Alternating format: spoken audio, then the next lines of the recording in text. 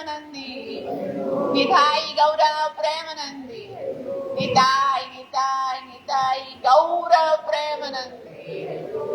Hare Krishna, Krishna Krishna, Hare Hare, Hare Ram, Ram Ram, Hare Hare, Hare Krishna, Krishna Krishna, Hare Hare, Hare Ram, Ram Ram, Hare Hare, Hare Krishna, Krishna Krishna, Hare Hare, Hare Ram, Ram Ram, Hare Hare.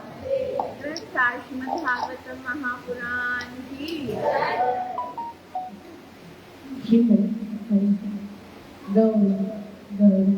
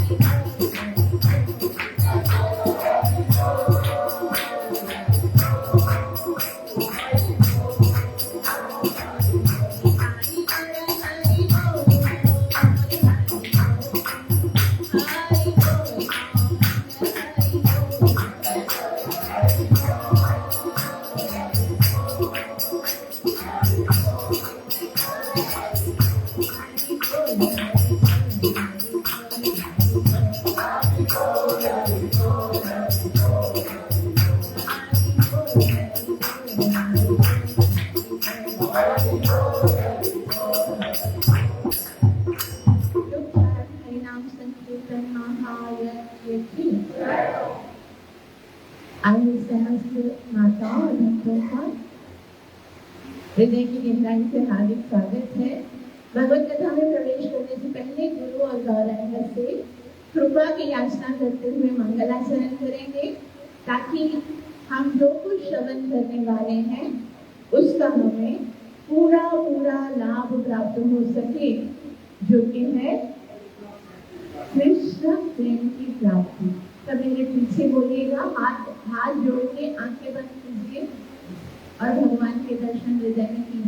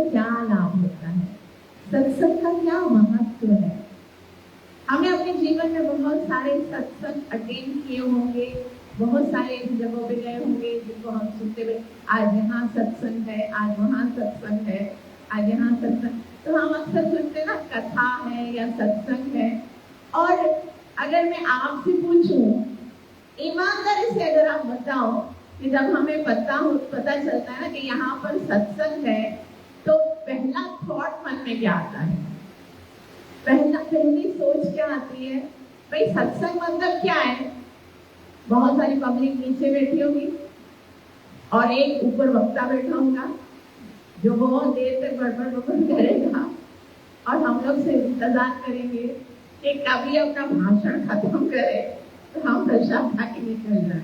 बहुत सारे लोगों के मन में सत्संग का मतलब बस यही होता है कि हमको बस थोड़ी देर बैठ के कुछ सुनना, जो भी वो सुनाएगा। और हमारे सिंधी समाज में इतनी सुंदर इतनी अच्छी बात है कि जब सत्संग होती है ना, चाहे कोई कुछ भी बोल के जाएगा, यहाँ पर बैठ के कोई कुछ भी बताएगा। कोई बताएगा हे भगवान, कोई बोलेगा ये भगवान है, कोई बोलेगा इसको प्रणाम करो, कोई बोलेगा उसको प्रणाम करो, कोई बोलेगा मैं भगवान हूँ। सबको बोलेंगे हाँ सही है, बस सबको में तो भगवान आए, सही तो बोल रहे हैं, है ना। ऐसा है कि सत्संग मतलब हमको लगता है कुछ भी बता दे, हमको कोई आर्ग्यू नहीं करना है, कुछ भी नहीं करना है, और जो भी बोल के करना तो वही है ना जो हम ऑलरेडी कर रहे हैं। हमको थोड़ी ना खुद को बदलना है, वो आया है अपना बता के चला जाए बस। ऐसा लगता है ना मन में। सत्संग के लिए एक ही थॉट है, बस कुछ सुन के आ जाएंगे। बाकी वास्तव में सत्संग का मतलब ये नहीं होता है। सत्य संग दो शब्दों से मिलकर बना है। सत्य का मतलब होता है सत्य, और संग का मतलब होता है मिलना। वह स्थान जहां पर आपकी मुलाकात सत्य से होती है। फिर दूसरा क्वेश्चन रेज होता है, भाई सत्य क्या है? हम बोलते हैं ये सत्य है। कभी कभी तो बोलते हैं संसार में तो कुछ सत्य है ही नहीं, जो कुछ भी है वो सब झूठ है, वो सब सपना है, सपने जियो संसार, है ना। लेकिन सत्य भी तो कुछ होगा ना। चलो ये संसार सपना है, लेकिन कुछ तो सत्य है। हम क्या जाने। चलो महाजनों ये ना दत्तात्रेय पंथा शिव जी से पूछते हैं। उमा जो कि शिव जी की पत्नी है, वो महादेव से पूछती है, महादेव सत्य क्या है? तब महादेव कहते हैं कि ये उमा, मेरे जीवन में जो कुछ भी पढ़ा है, जो कुछ भी सुना है, संतों से सुना, शास्त्रों में पढ़ा, वो सब मेरे जीवन का जो अनुभव है वो मैं तुम्हें बताता हूँ। और महादेव कहते हैं, उमा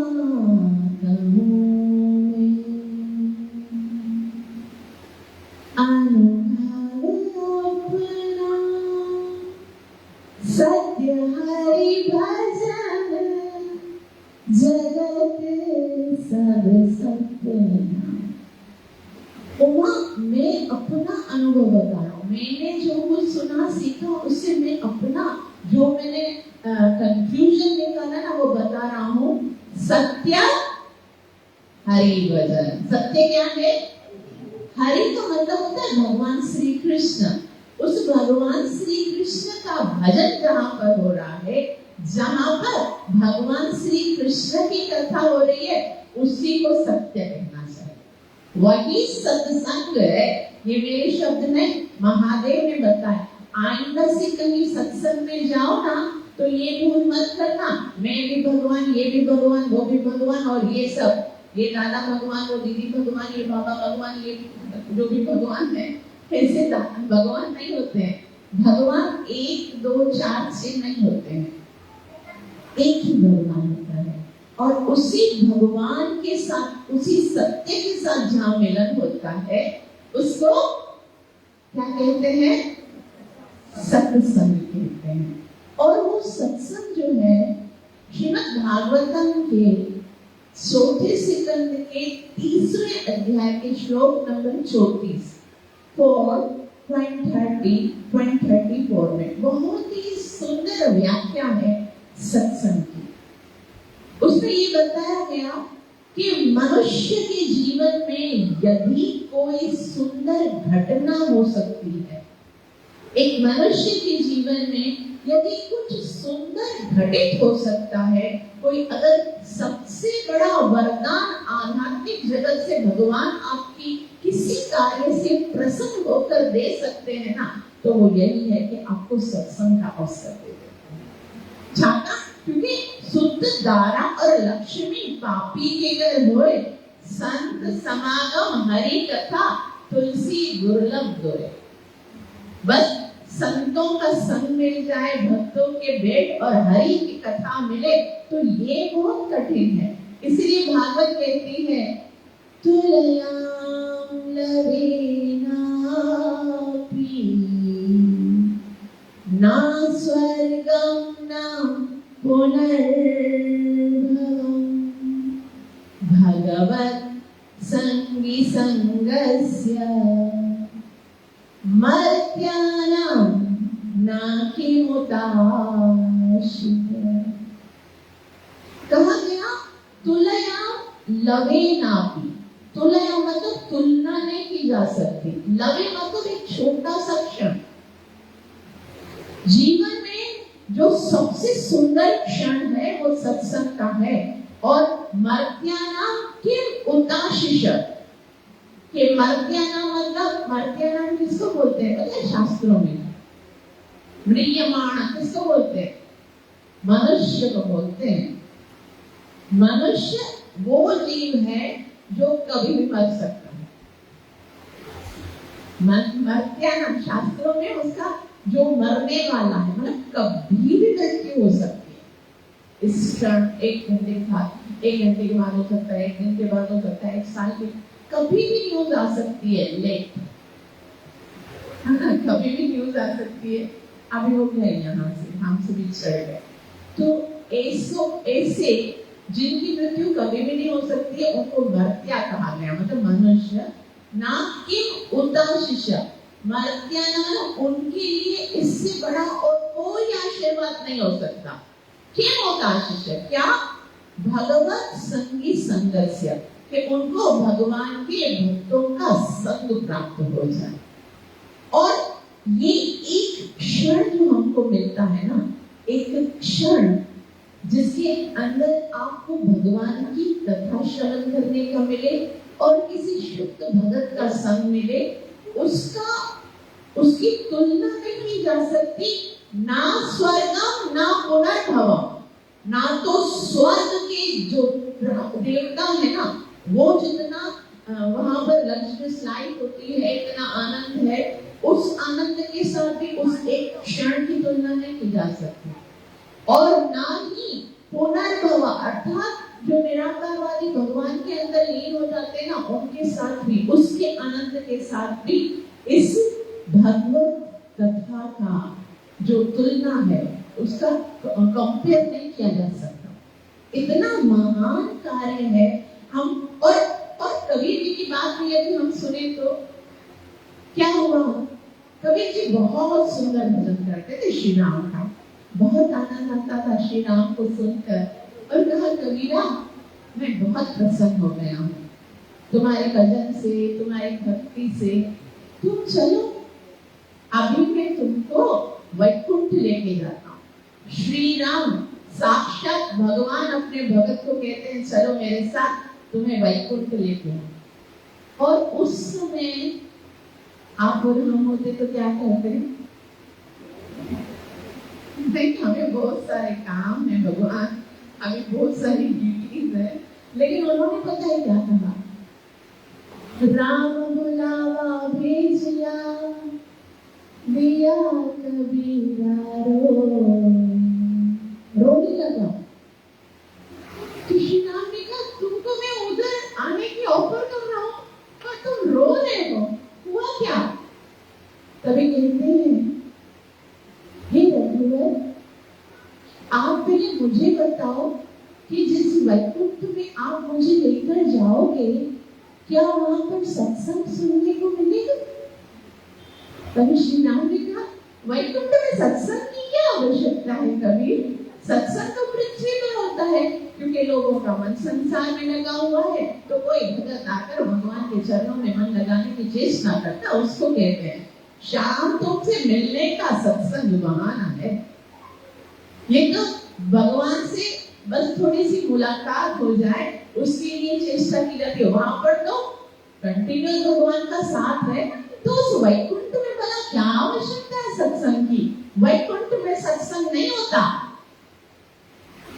तभी तो मैं इसीलिए तो मैं रो रहा हूँ रघुवर। राम बुलावा भेजिया दिया दिया कबीरा रोए, जो सुख है सत्संग में सो वैकुंठ में ना होए। ये आनंद, ये सुख जो मुझे भक्तों के साथ मिलकर तुम्हारी कथा श्रवण करने में मिलता है ना, वो तो तुम्हारे साथ मिलने में भी नहीं मिलता। ये भक्त, और यहाँ तक कि हनुमान जी को कहा श्री राम ने, चलो मेरे साकेत धाम, बोला वहां पर कथा नहीं मिलेगी ना, मैं नहीं चल रहा हूँ। अब तो मैं ये प्रण करता हूँ, जहां जहां कथा होगी ना, जहां जहां तुम्हारी कथा गाई जाएगी, मैं वहीं पर होऊंगा।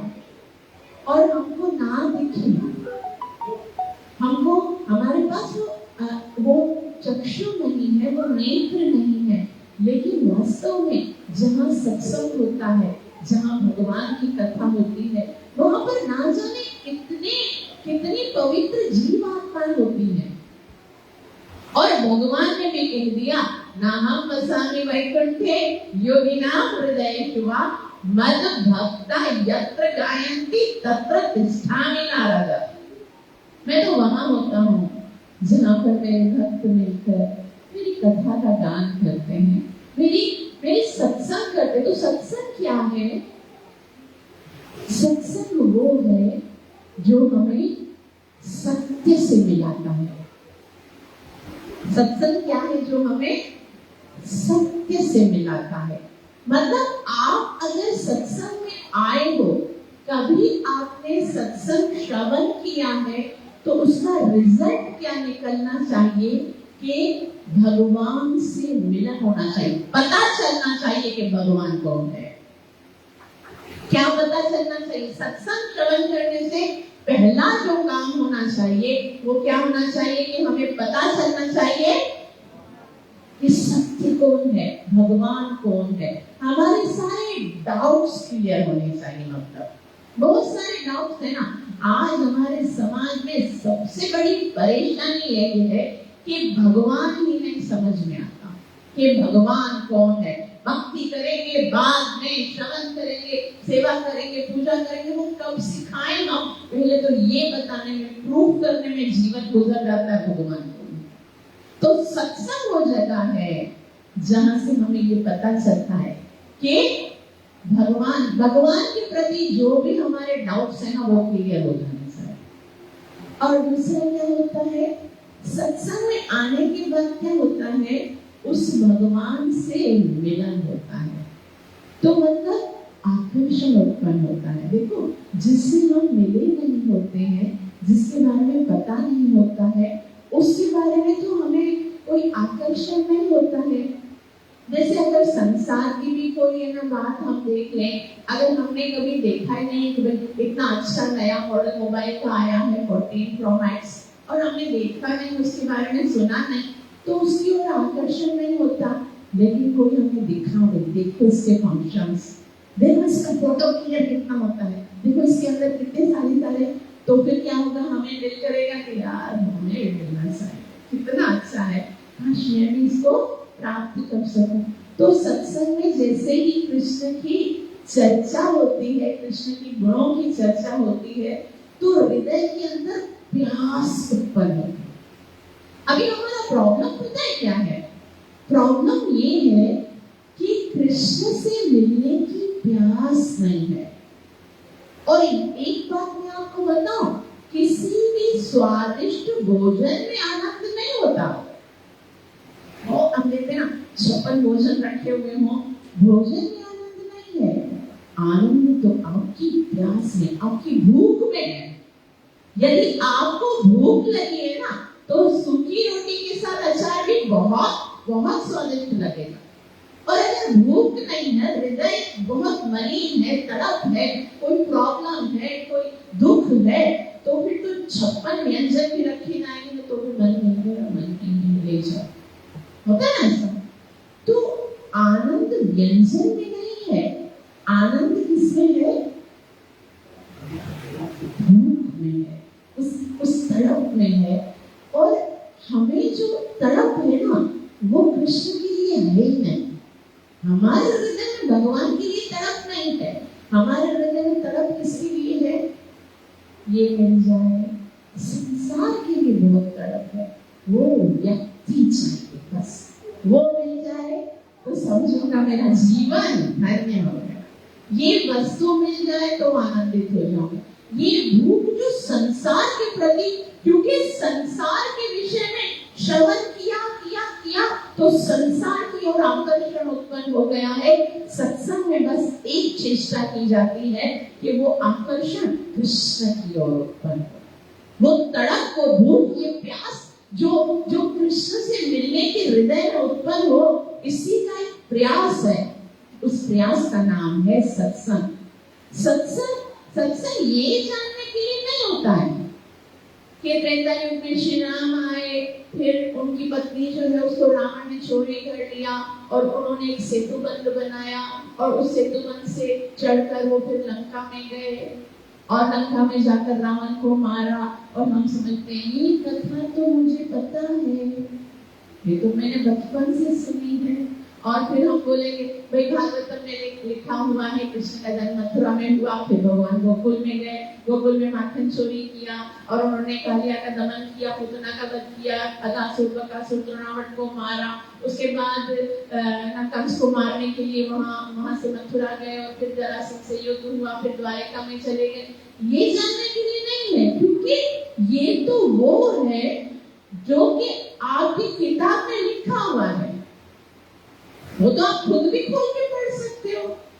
इसको सुनने के लिए सत्संग नहीं होता।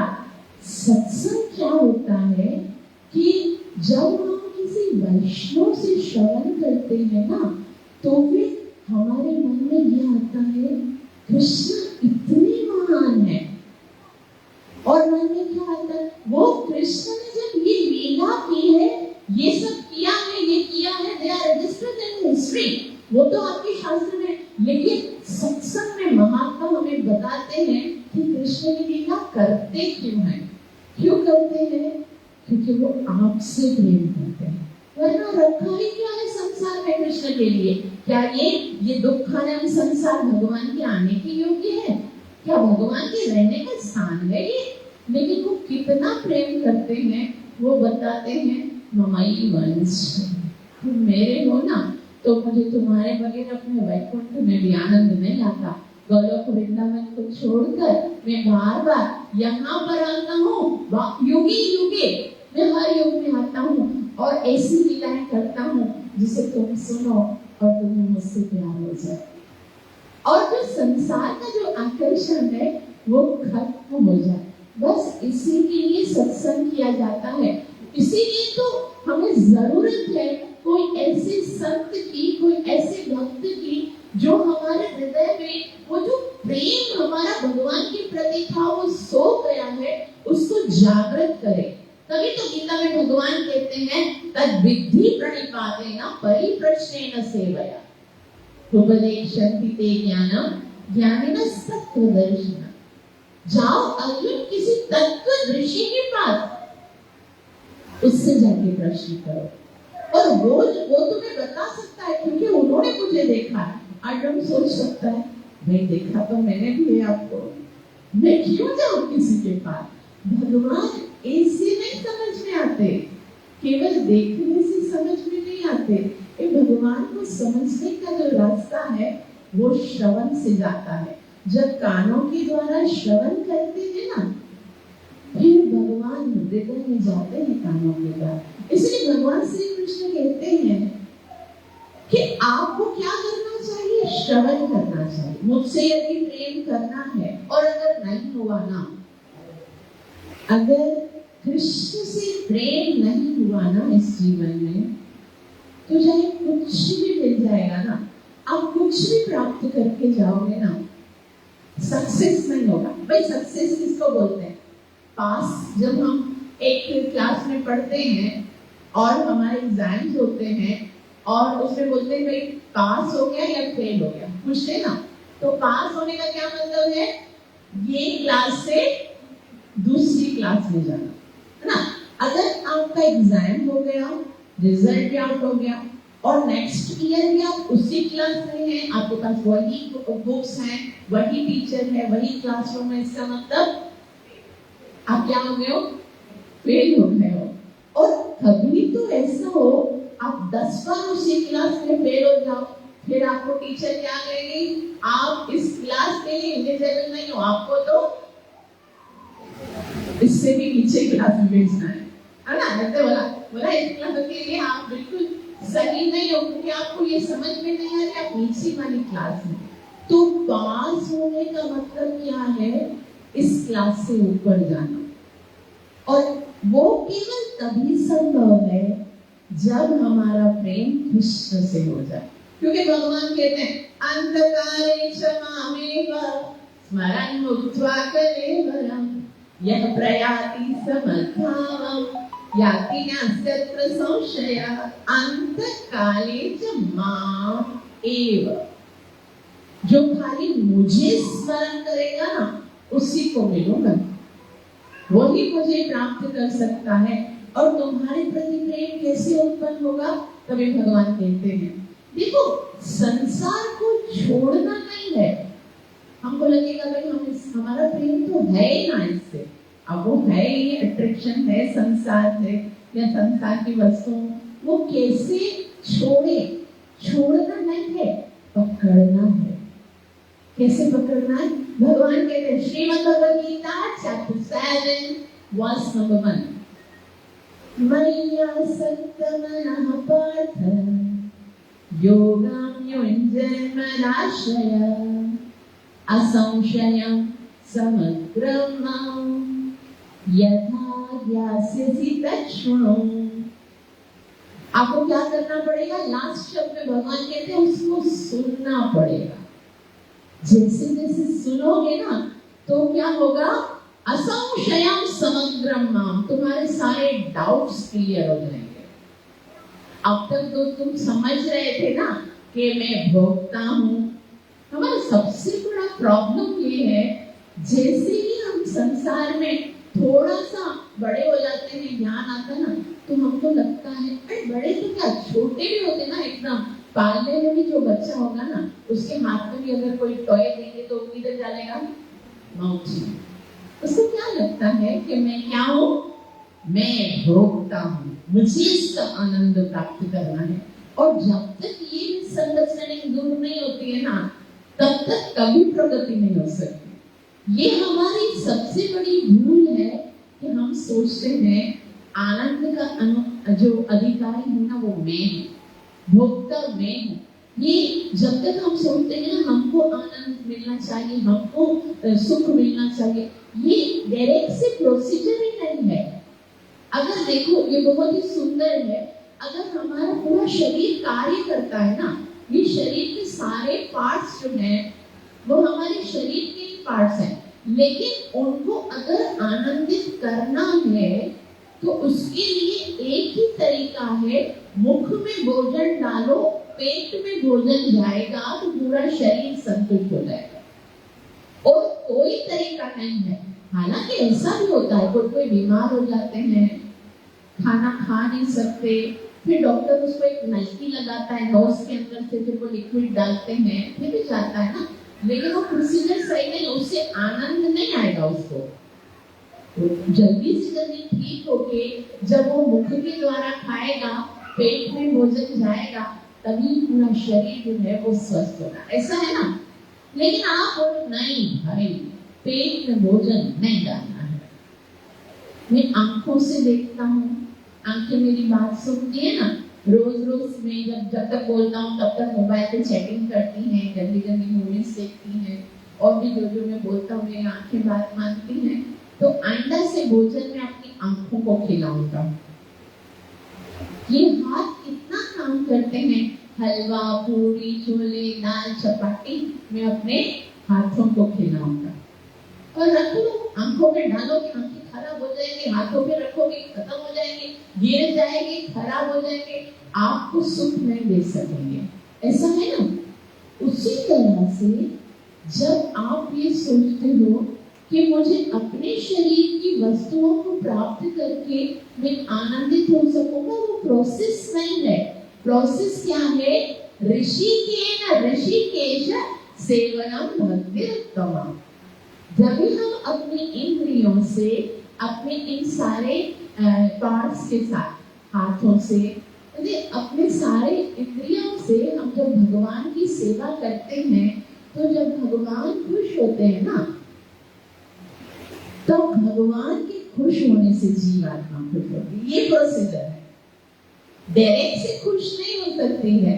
भगवान का जब हम अपने नेत्रों से भगवान का दर्शन करते हैं, कर्मों से भगवान की कथा को श्रवण करते हैं, मुख से भगवान का नाम लेते हैं, हरे कृष्णा हरे राम राम राम हरे हरे, तो क्या होता है, उससे भगवान को खुशी मिलती है।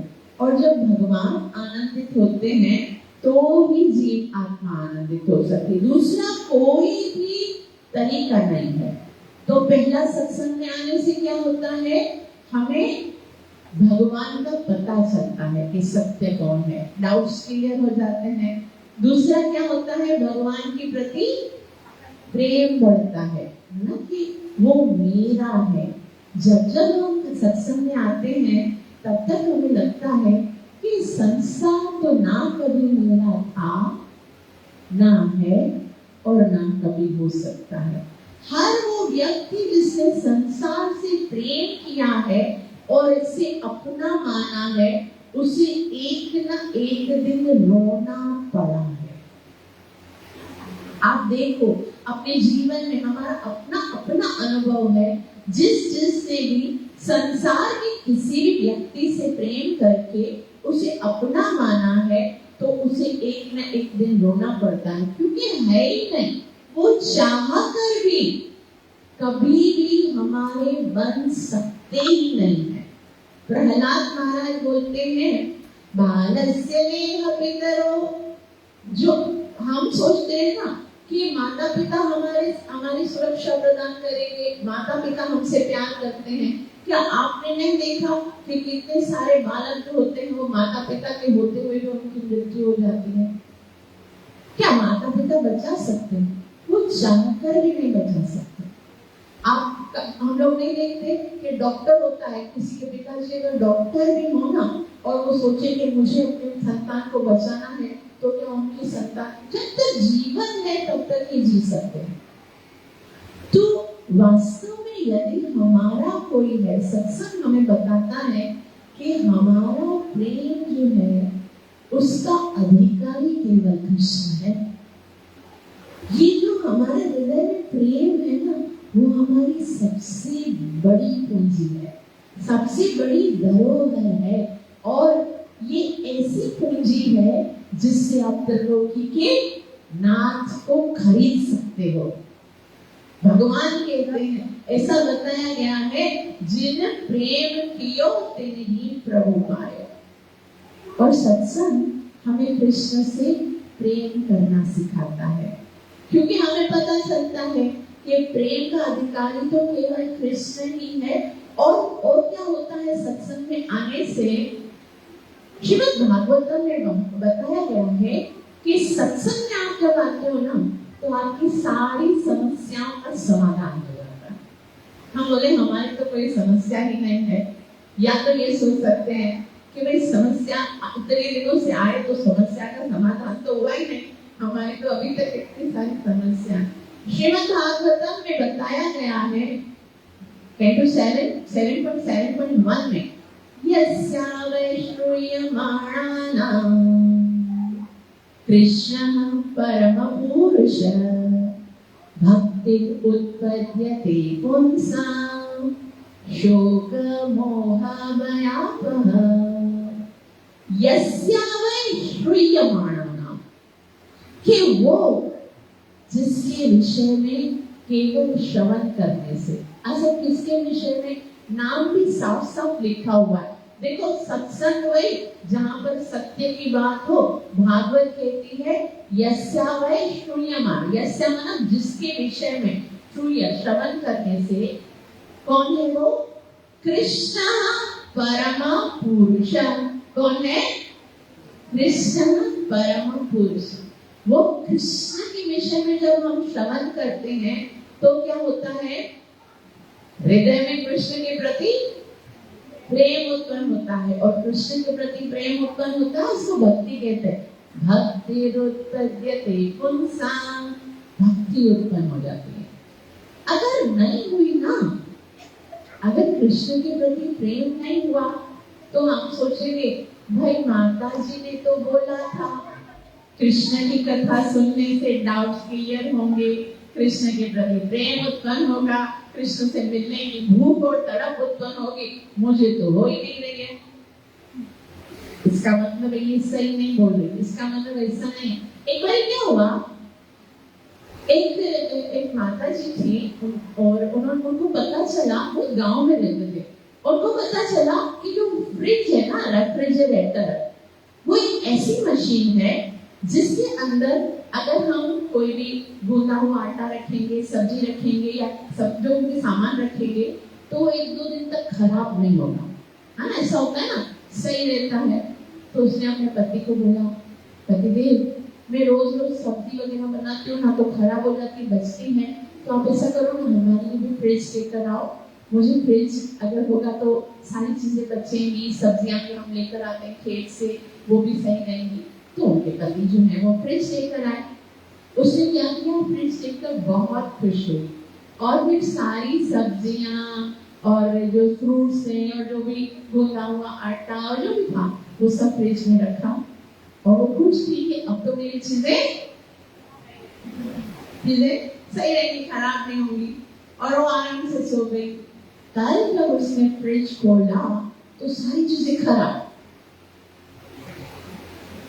उसने अपने पतिदेव से कहा, पतिदेव ये कैसी मशीन लेके आए हो? आपने तो कहा था इस मशीन में जब हम सामान रखते तो वो खराब नहीं होता, मेरा तो सारा खराब हो गया, मतलब ये मशीन सही नहीं है।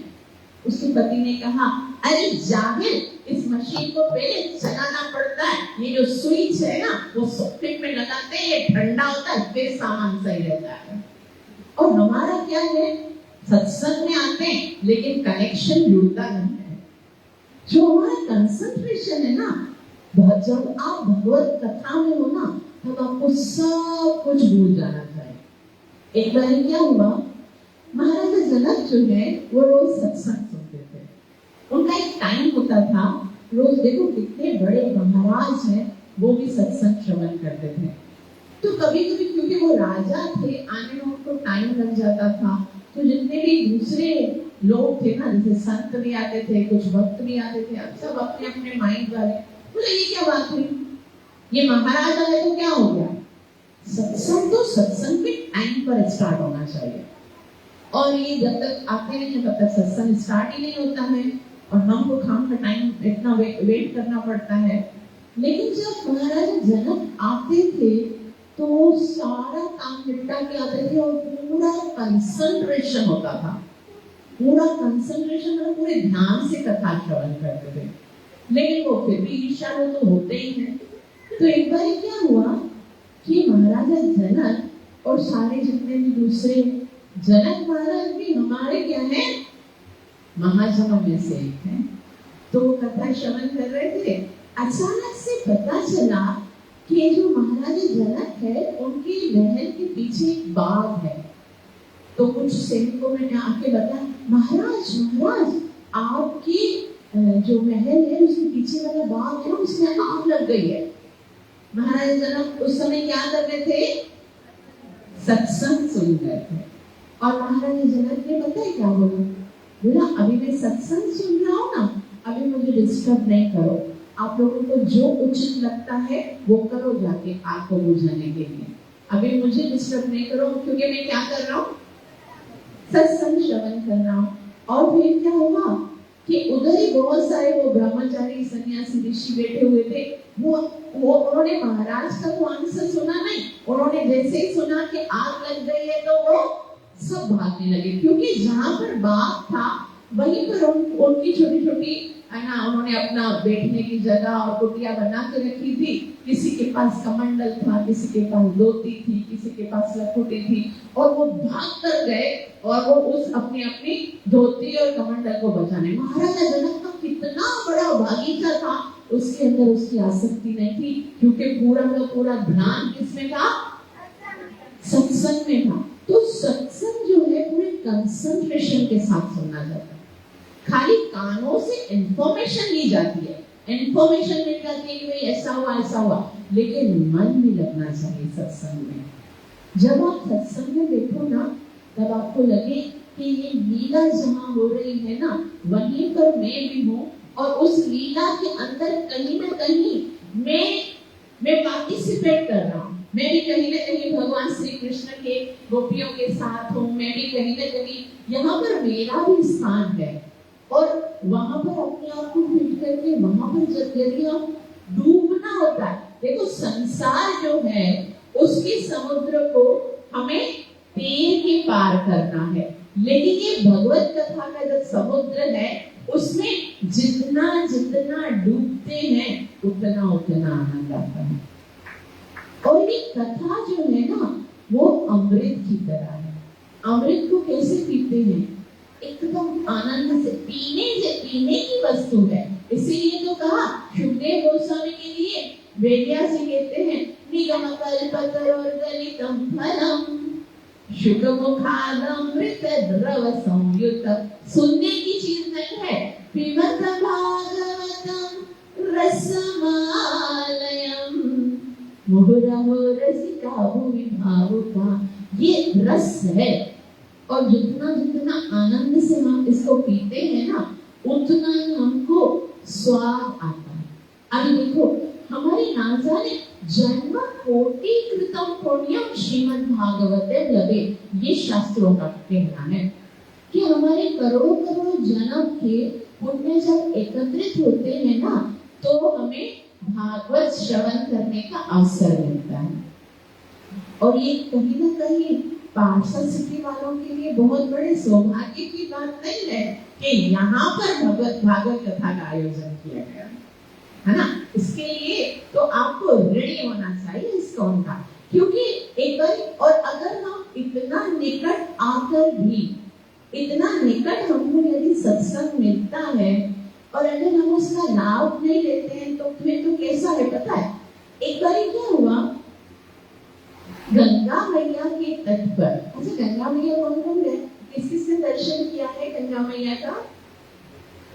जिन्होंने दर्शन नहीं किया ना, उनको चिंतित होने की आवश्यकता नहीं है, क्योंकि ये गंगा तो भगवान के चरणों से निकली है। और ये जो गंगा है जो यहाँ पर आपको दर्शन करने के लिए, श्रवण करने के लिए, पीने के लिए मिल रही है, वो तो भगवान के मुखारविंद से निकली है।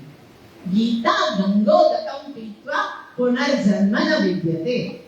जो गीता, भगवत गीता के अमृत का पान करता है, उसका तो जन्म मरण का चक्कर छूट जाता है। तो ऐसा बताया गया कि एक बार गंगा के तट पर किसी की मृत्यु हो गई। अच्छा हुआ या बुरा हुआ? हाँ, अच्छा हुआ ना। श्री गंगा जी का तट हो, यमुना यावन शिवट हो, मेरा सांवरा निकट हो, जब प्राण तन से निकले। तो अच्छा ही हुआ ना कि उसकी मृत्यु कहाँ पर हुई? गंगा के तट। लेकिन है ना, एक संसार का एक नियम है, आप जब तक जी रहे हो ना, जब तक जिंदा हो ना, कोई आपसे आकर ये नहीं पूछा कैसे जी रहे हो। कभी किसी ने पूछा कैसे जी रहे हो, कहाँ से खाते हो, क्या कर रहे हो, दुख तो नहीं है, प्रॉब्लम तो नहीं? हर कोई है ना दूर भागता है। लेकिन जब मृत्यु होती है ना, तब हर कोई आता है। साथियों क्यों बरो सभी पूछते हैं हमसे, साथियों भले खबर भी होगी ना, भले पता भी होगा ना, फिर भी उसकी फैमिली वाले को रुलाने की क्यों मरे, है ना। तो वो गंगा जी के तट पर उसकी मृत्यु हो गई, तो हल्ला हो गया, सब पूछे क्या हुआ क्या हुआ क्या हुआ, कैसे मरा कैसे मरा कैसे मरा, सब ऐसे आते जाते पूछ रहे हैं। तो किसी ने कहा बेचारा प्यास में मर गया। अच्छा हुआ या बुरा हुआ? गंगा के तट पे मरा वो तो अच्छा हुआ, लेकिन गंगा के तट पर प्यासा मरा, ये तो अच्छा नहीं हुआ, है ना। और गंगा इतनी सुंदर, जो कि इतना सुंदर स्वच्छ जल है जो भगवान के चरणों से निकला हुआ है। निम्नगानाम यथा गंगा, गंगा से पवित्र कोई नदी नहीं है। उसके किनारे पर बैठकर भी जो हृदय अगर प्यासा रह गया तो उससे बड़ा दुर्भाग्यशाली तो और उसी तरह से ये कथा का अमृत है। आपके घर तक चल के ये गंगा आई है। आपके लिए तो ये बहुत बड़ा सौभाग्य का अवसर है कि यहाँ पर आपको नहीं जाना पड़ता। वरना तो क्या होता है, भगवत कथा श्रवण करने के लिए पहले तो इतने मीलों का सफर करना पड़ता था, कहीं जाना पड़ता था और वहां पर सत्संग अटेंड करनी पड़ती थी, सुबह से निकलना पड़ता था, इतना ट्रांसपोर्ट का खर्चा देना पड़ता था। अभी भी हम देखते हैं कहीं कहीं भक्त जाते हैं दूर दूर, लेकिन आपके लिए तो कितना सुंदर अवसर है कि आपको कोई एफर्ट्स नहीं लेने हैं। गंगा स्वयं चलकर आई है आपके घर पर। कभी भी हमने ऐसा नहीं सुना कि हमेशा क्या होता है, प्यासा ही जाता है ना कुएं के पास, हमेशा ऐसा होता है। लेकिन ये श्री प्रभुपाद जी की इतनी बड़ी अनुकंपा है कि आपको घर से नहीं निकलना, आपके घर पे आकर भगवत कथा का अमृत आप तक पहुंचाया है। और अगर फिर भी हमने उससे लाभ नहीं लिया, अगर फिर भी हम प्यासे रह गए, तो फिर हमारी तो हालत उससे भी ज्यादा दुर्भाग्यशाली हुई कि जो गंगा के तट पर रहकर प्यासा है। फिर भगवान भी बोलेंगे, इस तरह से घर में अच्छी तरह कथा कराई। भगवान बोलेंगे ना, देखो आपके घर पे आए और तो 4 कदम निकल के यहाँ तक नहीं आए कथा श्रवण करने के लिए, सत्संग श्रवण करने के लिए, है ना। तो आप सबको बहुत ही उत्साह के साथ कथा में आना है। इस संसार में सबसे उत्तम, सबसे श्रेष्ठ वस्तु यदि कोई है ना, वो सत्संग है। और पता है क्या है, हम सब बोलते हैं, हम सब चाहते हैं हमारे बच्चे अच्छे बने, हमारे जो घर वाले हैं हमारे घर में अच्छा हो, अच्छी पॉजिटिव वाइब्रेशन हो, सब अच्छे से रहे, कोई अब्यूज नहीं करे, कोई अपराध नहीं करे, कोई गलत नहीं करे। हम सब चाहते हैं कि हम सबको अच्छा इंसान बनना है, हमारे जो सारे लोग हैं वो भी अच्छे हों, पड़ोसी भी अच्छे हों, हम चाहते हैं ना। लेकिन ऐसा चाहने से नहीं होगा, कुछ तो एफर्ट्स करने पड़ेंगे। वरना जो चोर भी होते हैं ना, उनको भी पता है चोरी करना गलत है। जो ड्रिंकर्स होते हैं ना, उनको पता है वाइन पीना गलत है। जो अपराधी होते हैं ना, उन सबको पता है। क्या केवल व्हाट्सएप पे मैसेज सुनने से या पढ़ने से कभी हम लोग अच्छे नहीं बन सकते। कर्म यदि अच्छे करने हैं तो उसके लिए हमारे विचार शुद्ध होने चाहिए। हम सोचते हैं हम जैसे भी है ना, बस हमारी एक्टिविटीज अच्छी हो जाए। ऐसे मैसेज आता है, कर्मों को इतना सुंदर रखो जैसे जल की बूंद है ना। ऐसे बोलते हैं भाई, कर्म कैसे सुंदर होते हैं जब हमारे विचार शुद्ध होते हैं। हम देखते हैं विचार इतने मलिन हैं, सबके लिए ईर्ष्या है, द्वेष है, काम है, कपट है, इतना और इतनी गंदगी हृदय में भरी हुई है। और वो अंदर जो जमा की हुई है ना, वो समझो ये विचार एक बीज का काम करते हैं। किसका काम करते हैं? बीज का।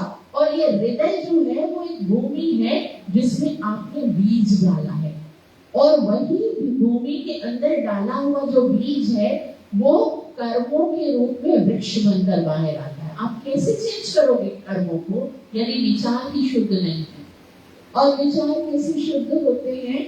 जब हम श्रवण करते हैं। क्योंकि ये बताया गया कि जब तक आप भगवान की कथा को श्रवण नहीं करते, और श्रवण करने से क्या होता है, भगवान स्वयं आते हैं। सद्यो हृदय वरुध्यते तत्कृतिभिः शुश्रूषुभिः तत्क्षणात्। हृदय में आते हैं भगवान और दुनोति समलं कृष्ण। हृदय के अंदर जो अपवित्र विचार है ना, जो गंदगी है ना, उसको साफ करते हैं। तो सत्संग बहुत महत्वपूर्ण है। आपको मैं एक सुंदर कथा बताऊंगी, यहाँ पर खत्म करेंगे।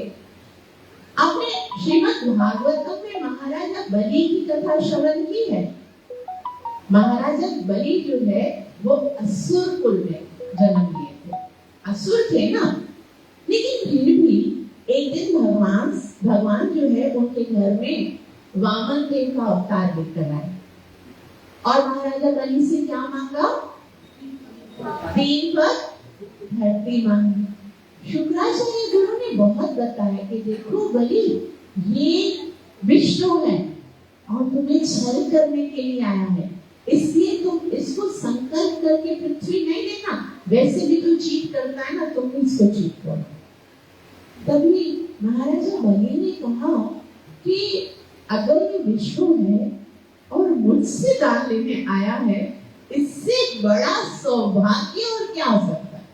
तो कभी आप सोच सकते हो कि ये तो असुर है, असुर कुल में आया है, उसके मन में भगवान के प्रति इतनी श्रद्धा कैसे हो सकती है?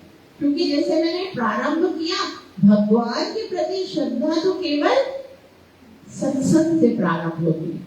अभी प्रहलाद महाराज भी असुर कुल में जन्म लिए थे, लेकिन उन्होंने तो माता के गर्भ में, जब कयाधु माता गर्भवती थी तो उन्होंने नारद मुनि से कथा श्रवण की थी। इसी के कारण उनके अंदर इतने सुंदर संस्कार थे।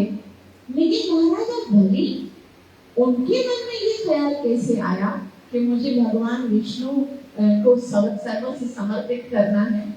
तो कथा आप सब जानते हैं। एक बार क्या हुआ कि बहुत बुरा व्यक्ति था, बहुत मतलब ऐसे दुष्ट व्यक्ति था जो कि सारे अपराध करता था। अभी अपराधों के नाम गिनाने नहीं आते मुझे। वो चोरी करता था, जुआ खेलता था, मांसाहार करता था, नशा करता था, पर स्त्री गमन करता था, वो सारे अपराध करता था और रोज एक नई लड़की को पटाता था। उस एक बार क्या हुआ, उसकी गर्लफ्रेंड ने उसको कहा मेरे लिए रोज लेकर आओ, आज रोज डे है, मेरे लिए गुलाब का फूल लेकर आओ। तो उसने कहा ठीक है, मैं आज रात को 12 बजे आऊंगा, तुम जागते रहना, खिड़की से आऊंगा और तुम्हारे लिए रोज फ्लावर लेके आऊंगा, ठीक है? उसने कहा ठीक है, मैं इंतजार करूंगी। और वो आ रहा था, जैसे ही घर से उसने एक बहुत ही सुंदर रेड रोज लिया और फिर वो लेकर आ रहा था, सोच रहा था मैं इसको दूंगा, कितना खुश होगी, हम मिलेंगे।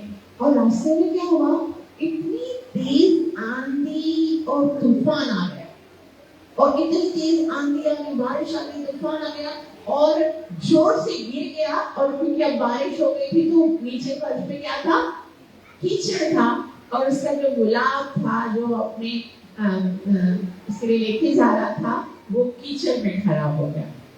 अब इतनी देर हो गई थी आंधी और तूफान के कारण, अब इसको गुलाब तो लेके ही जाना था, मगर उसके पास तो था ही नहीं और सारे शॉप भी बंद हो गए थे। तो उसने सोचा मैं क्या करूं, खाली हाथ जाऊंगा तो महबूबा नाराज हो जाएगी, तो मैं क्या करूं ना, दुकानें तो बंद हो गए हैं मगर मंदिर तो अभी भी लगते खुले। ये भक्तों को कोई काम काज नहीं, रात तक बैठ के कथा करते हैं, है ना? तो उस दिन क्या था, शिवरात्रि का दिन था। उसने सोचा शिवरात्रि मतलब पूरी रात शिव के भगत बैठ के मंदिर में कथा श्रवण करने होंगे, तो मैं वहां जाता हूँ, मार्केट में नहीं मिलेगा तो भी शिव जी के ऊपर किसी ने तो गुलाब रखा होगा, वो लेके आऊंगा। छुप के गया और फिर एक कथावाचक कथा कर रहा था, सब लोग कथा श्रवण कर रहे थे। वो कैसे करके चुपके आया और शिव जी के ऊपर से एक गुलाब उठाया। थोड़ी देर में सुन तो नहीं रहा था, आया था और वो बता रहे थे कि भाई सत्संग की इतनी महिमा है, सत्संग की कितनी महिमा है, ऐसा बताया गया। महाप्रभु कहते हैं साधु संग सर्व शास्त्र कहे, लव मात्र साधु संग सर्व सिद्धि कर। लव मात्र, अगर थोड़ी देर भी आप भगवान की कथा में आए हो ना तो समझो सर्व सिद्धि हो, सारी सिद्धियां, शोक मोह भय अपाह, आपका जो दुख है ना वो समाप्त हो जाता है। दुख किस लिए होता है? अरे दुख क्यों होता है? आज हमारे जीवन में कितने सारे दुख हैं, जो पाया है उसका दुख है कि ये क्यों मिला, जो नहीं पाया उसका दुख है कि वो क्यों नहीं मिला, और जो पाके फिर बिछड़ गया उसका दुख है कि क्यों बिछड़ा। तीनों टाइम पर जो नहीं मिला है उसके लिए भी परेशान दुख है, जो नहीं मिला उसका भी दुख है, जो मिलके बिछड़ गया उसका भी दुख है। शोक मोह इतना दुख है, और केवल अपने शरीर के लिए, जिसके लिए भगवान कहते हैं नैनम छिन्नन्ति शस्त्राणि नैनम दहति पावका न चैनम क्लेदयं तरापो न शोषयति मारुता। तुम्हें तो परेशान होने की आवश्यकता नहीं। अशोचानान अशोचस्त्वं प्रज्ञावादांच बाधते गतासु नागतासु तज्ञानो शोचन्ति पंडिता। जो वास्तव में पंडित होते हैं वो तो जो मर गया उसके लिए भी दुखी नहीं होते, जो जीवित है उसके लिए भी दुखी नहीं होते, और हम सदा दुखी होते हैं। एक बार किसी ने मुझे कहा कि माता जी मुझे एक बात समझ में नहीं आती। मैं कहा मुझे भी नहीं आती कि तुमको समझ में क्यों नहीं आती। बोला क्या? बोला सब जानते हैं कि एक दिन मरना है, सबको पता है ना एक दिन मरना है, फिर लोग मृत्यु से डरते क्यों हैं, मरने से डरते क्यों हैं, हर वक्त उनको बचाने का प्रयास करते हैं। मरना तो है ही ना, तो मरने का डर क्यों है? तो वास्तव में शास्त्र कहता है कि ये भय मृत्यु का नहीं है, वास्तव में ये मृत्यु ही एक भय है। मृत्यु का भय नहीं है, मृत्यु एक भय है, क्योंकि हम सोचते हैं कि ये आएगी और मुझसे सब कुछ छीन के लेके जाएगी, लेकिन वास्तव में हमारा है ही नहीं ऐसा कुछ हमारा जो कि वो छीन सकती है। हमारा तो क्या है, मेरे तो गिरधर गोपाल दूसरा ना तो, केवल कृष्ण ही हमारा है। और हम चाहे बाकी सबको, जिसको हम अपना अपना अपना कहकर थकते नहीं है, जिसको मृत्यु दूर करने की, उससे तो हमारा कोई संबंध नहीं है। और कृष्ण करोड़ों दफा भी यदि हम मर जाएंगे, चाहे किसी भी योनि में चले जाएंगे, चाहे कोई भी शरीर धारण कर लेंगे, वो कृष्ण तो कभी हमारे से दूर नहीं होगा। वो तो सदैव परमात्मा के स्वरूप में हमारे हृदय में बैठा रहेगा।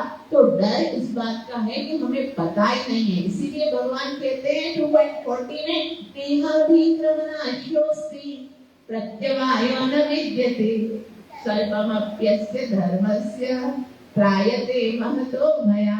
ये भक्ति का मार्ग है ना, इसलिए यदि हम थोड़ी सी भी प्रगति करते हैं तो इस भयंकर भय से हम सुरक्षित हो जाते हैं। तो जो चोर था उसने क्या किया, महादेव के मंदिर में गया और चुपके चुपके से गुलाब उठाया और उठा के वो अपनी गर्लफ्रेंड को देकर आया। फिर उसको जो वहां पे करना था सब किया, और कुछ दिनों के बाद, समय के बाद क्या हुआ, उसकी मृत्यु हो गई। ये कथा जो है वो पद्म पुराण में बताई गई है। उसकी मृत्यु हो गई, यमराज जी के पास गई। यमराज जी के चित्रगुप्त जो दूत है उन्होंने कहा कि भाई इसने जीवन में बहुत सारे अपराध किए हैं, ये भी अपराध किया, ये भी अपराध किया, ये भी अपराध किया, ये भी अपराध किया, कोई पुण्य नहीं किया। यमराज ने कहा बोलो डालो नरक में डाल दो इसको, सारे अपराधों के, इसको वहां पर सजा मिलेगी। बोले सिर्फ दो तीन मिनट के लिए ये एक शिव मंदिर में गया था, जहां पर क्या हो रही थी, सत्संग हो रही थी। लव मात्र साधु संग सर्व सिद्धि हो, वहां पर सत्संग हो रही थी। और वो 2 से 3 मिनट बैठा हुआ था, वहां पर गया था किसी और पर्पज से, लेकिन आया था। और इसका भी इसको पुण्य तो मिलना पड़ेगा। पुण्य ये कर्मों का जो रिजल्ट है ना वो एकदम एक्यूरेट देते हैं। भगवान किसी के साथ अनजस्टिस नहीं करते। और सत्संग में आकर सबसे बड़ा लाभ तो ये हो रहा है कि यहाँ पर बैठ के चित्रगुप्त लिख रहे हैं कि आप लोग इतनी देर कथा में बैठे थे, ये तो नोटेड है और इसका तो लाभ मिलने ही वाला है। देखो वो तो सिर्फ 3 मिनट के लिए गया था, और फिर चित्रगुप्त ने जैसे ही बताया वो 3 मिनट कथा में, शिव जी के मंदिर में, साधु संतों के संग में, इसको तो फिर इसका तो पहले लाभ देना पड़ेगा। उसको बोला तुम्हारे पास दो चॉइस है, एक तो तुमको नरक में जाना है पूरे जीवन के लिए, और 3 मिनट तुम्हें सत्संग किए इसके लिए 3 दिन हम आपको स्वर्ग में जाने के लिए देंगे। 3 दिन आप स्वर्ग में जा सकते हो। स्वर्ग में रहने से किया क्या था मुझे तो याद नहीं है कि मैंने कोई पुण्य किया। तो फिर उनको याद कराया कि वो जो रेड रोज आप लेने गए थे, शिव जी के चरणों में गए थे, तो शिव जी कौन है? वैष्णव नाम यथार्थ शंभु। ये तो वैष्णवों में सर्वोपरि, और उनकी शरण में कोई वैष्णव की शरण में आए और उसका कल्याण ना हो ऐसा संभव नहीं है। भगवान कहते हैं साधो हृदयम मह्यम साधनाम हृदयम सहम। वो तो मेरा हृदय है, और जो भगवान के हृदय को छूता है उसका तो कल्याण होगा ही। तो बोला ठीक है, फिर 3 दिन पहले क्या करूं? पहले क्या करना चाहिए?